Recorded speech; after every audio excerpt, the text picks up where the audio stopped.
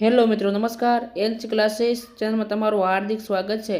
મિત્રો, ખાસ કરીને જો તમે અમારી એનસી ક્લાસીસ ચેનલમાં નવા હોય, હજી સુધી આપણી એનસી ક્લાસીસ ચેનલને સબસ્ક્રાઈબ ન કરી હોય તો વિદ્યાર્થી મિત્રો સબસ્ક્રાઈબ કરવાનું ભૂલતા નહીં. તો મિત્રો, આપણે આવતીકાલે તમારા બોર્ડનું પ્રશ્નપત્ર છે લઈને આઈએમપી પ્રશ્નપત્ર લઈને આવ્યા છીએ, બરાબર. તો ખાસ કરીને મિત્રો વિડીયોને પૂરું જોજો અને બીજા મિત્રો સુધી પણ શેર કરવાનું ભૂલતા નહીં. તો મિત્રો, શરૂઆત કરીએ. ત્વચા દ્વારા કેટલાક પ્રકારના સંવેદનોનો અનુભવ કોના દ્વારા થાય છે? તો એ ખાસ કરીને મિત્રો 4 આવશે. ધ્યાનની જનની તરીકે કોને ઓળખવામાં આવે છે? તો મિત્રો ધ્યાનની જનની તરીકે રસને ઓળખવામાં આવે છે. કોણ આવશે મિત્રો? રસ આવશે, રસ. થોર્નડાઇકના બિલાડી પરના પ્રયોગમાં બિલાડીને કેટલા પ્રયત્ને શિક્ષણ મળ્યું હતું? બરાબર. તો મિત્રો બિલાડીને 24 પ્રયત્ને સફળતા મળે છે.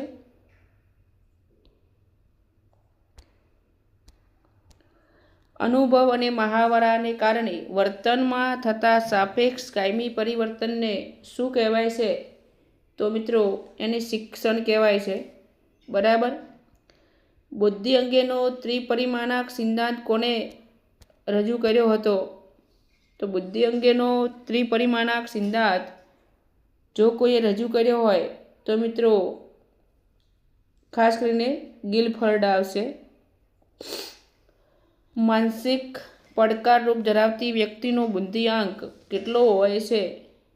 બરાબર. તો 70થી નીચે હોય છે મિત્રો.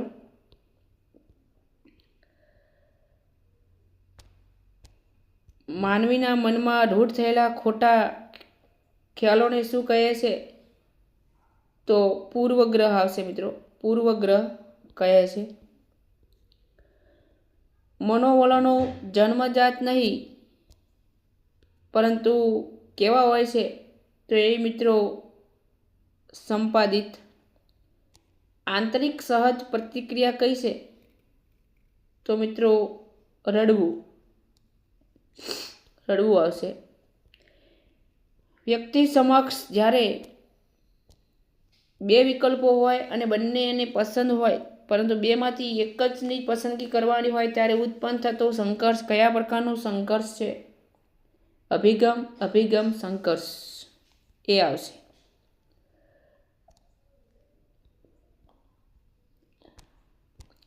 અજ્ઞાત કે સભાનપણે અહમને ટકાવી રાખવાની પ્રયુક્તિને શું કહે છે? તો મિત્રો બચાવ પ્રયુક્તિ. શું આવશે? બચાવ પ્રયુક્તિ.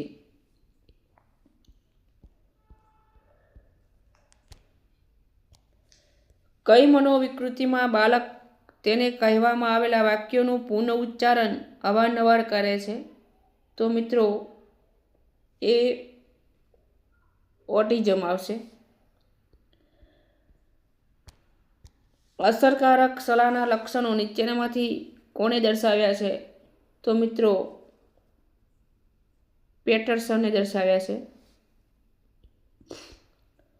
મહર્ષિ મહેશ યોગી દ્વારા કયા ધ્યાનનો પ્રસાર થયો છે? તો એ મિત્રો ભાવાતીત. કયા મનોવૈજ્ઞાનિકે પર્યાવરણના અભિગમને 5 તંત્રના ખ્યાલ દ્વારા સમજાયો છે? તો એ મિત્રો ડી આવશે જવાબ એમાં આપણો.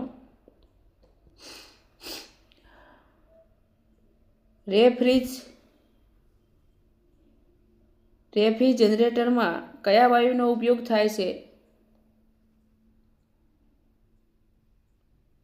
તો એની અંદર મિત્રો નંબર 16માં આપણો જવાબ સી આવશે. કયો આવશે? સી આવશે.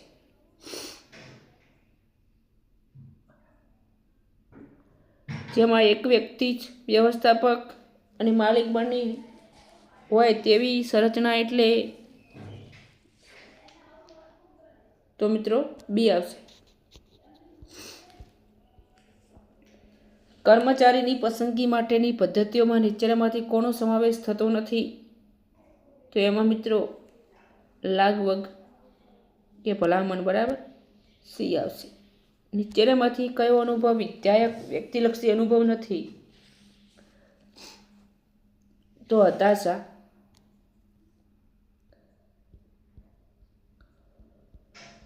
બિનસાંદર્ભિક સંકેતોનો પારખવામાં કોણ વધુ કુશળ જોવા મળે છે? તો મિત્રો આવશે સ્ત્રીઓ. સામાન્ય રીતે મનુષ્ય કેટલા CPS સુધી ની કંપની સંખ્યાવાળો અવાજ સાંભળી શકે છે? તો મિત્રો 20 થી 20,000 CPS સુધી. પાવલોએ કયા પ્રાણી પર પ્રયોગ કર્યો હતો? તો મિત્રો કૂતરા ઉપર તે પ્રયોગ કરે છે, બરાબર. 23. વ્યક્તિગત બુદ્ધિ કસોટી કોને કહે છે? તો એક જ સમયે એક સાથે એક જ વ્યક્તિને આપી શકાય તેવી કસોટીને વ્યક્તિગત બુદ્ધિ કસોટી કહે છે. સમૂહ માધ્યમના સાધનોના નામ: વર્તમાનપત્રો, ટેલિવિઝન, મોબાઈલ વગેરે વગેરે. ઇજનેરી વિદ્યામાં સ્ટેરસ શબ્દનો અર્થ શું છે? તો ભૌતિક પદાર્થ પર લગાવેલ બાહ્ય બળ. વર્તનવાદના પ્રણેતા કોણ હતા? જેબી વોટસન. સલાહમાં ઓછામાં ઓછા કેટલા માણસો પ્રત્યક્ષ સંપર્કમાં આવે છે? તો 2, બરાબર. હવાનું પ્રદૂષણ ઘટાડવા શું કરવું જોઈએ મિત્રો? તો ખાસ કરીને CNG વાહનોનો ઉપયોગ, વાહનોનું PVC ચેક કરાવવું અને CPSCનો ઉપયોગ દૂર કરવો, કચરો કે સૂકા પાંદડા ન બાળવા વગેરે વગેરે. અમલદારશાહી સંરચના એટલે શું? તો જે સંસ્થાની કામગીરી કાયદાઓ અને નિયમ અનુસાર ઔપચારિક માળખામાં કાર્ય વિશિષ્ટીકરણ મુજબ ચાલતી હોય તેને અમલદારશાહી સંરચના કહે છે. સુખના પ્રકારો કેટલા છે? તો 2, વ્યક્તિલક્ષી સુખ અને સ્વ પ્રગટીકરણ સુખ. મિત્રો વિભાગ C માં તમે જોઈ શકો છો, બરાબર. ખાસ કરીને આ પ્રશ્નો તૈયાર કરી દીધો, તમને મોટો મિત્રો ફાયદો થશે, બરાબર. અને બીજું ખાસ કે આપણી NC ક્લાસીસ ચેનલમાં નવા હોય, હજી સુધી આપણી NC ક્લાસીસ ચેનલને સબસ્ક્રાઈબ ન કરી હોય તો મિત્રો સબસ્ક્રાઈબ કરવાનું પણ ભૂલતા નહીં. અને આવતીકાલે જે તમારે પ્રશ્નપત્ર મિત્રો છે એમના માટે દરેક વિદ્યાર્થી મિત્રોને best of luck NC classes પરિવાર વતી. ફરી મિત્રો નેક્સ્ટ વિડીયોમાં મળીશું અને કાલ ફરી લાઈવ થજો, બરાબર. જોડાજો, આપણે લાઈવ આવવાના છીએ. જય હિન્દ, જય ભારત.